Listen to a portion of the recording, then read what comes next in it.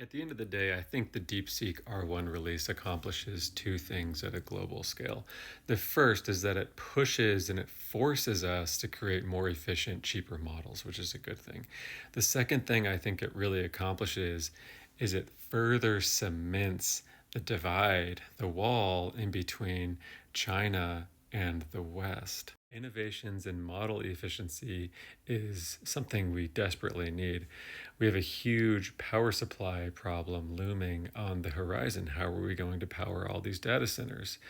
And finding ways to run sophisticated models more efficiently so that we don't need as much power as quickly as we think the market wants it is a good thing, not just for the country, but really for the world and for the environment too. Cementing the wall between China and the West is quite evident in the global reaction to the DeepSeek R1 release. Italy has banned access to DeepSeek. Taiwan recently banned access to DeepSeek for their government agencies. In the US, NASA, Pentagon, the US Navy banned access to DeepSeek. The state of Texas in the US banned access to DeepSeek. Hundreds of companies have banned access to DeepSeek.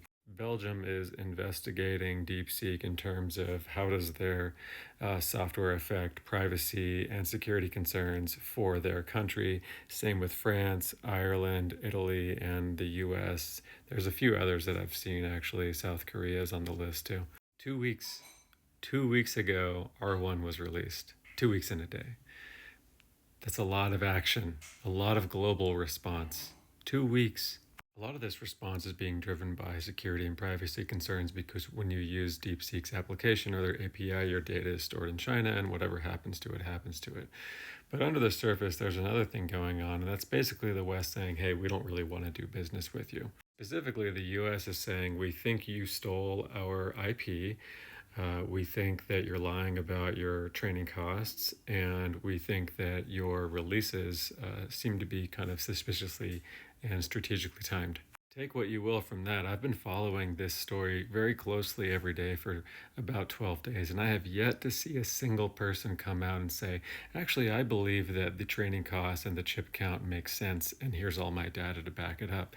The only reports that I've seen are on the contrary, saying, I've done a bunch of analysis and I don't think that the 6 million training costs make sense, and I don't think the chip count is accurate. So to summarize, I think the West is making moves to protect its own markets and its own economies, and I think that China will continue to kind of be off on its own island in terms of AI innovation and tooling, and the West will be doing its own thing over here.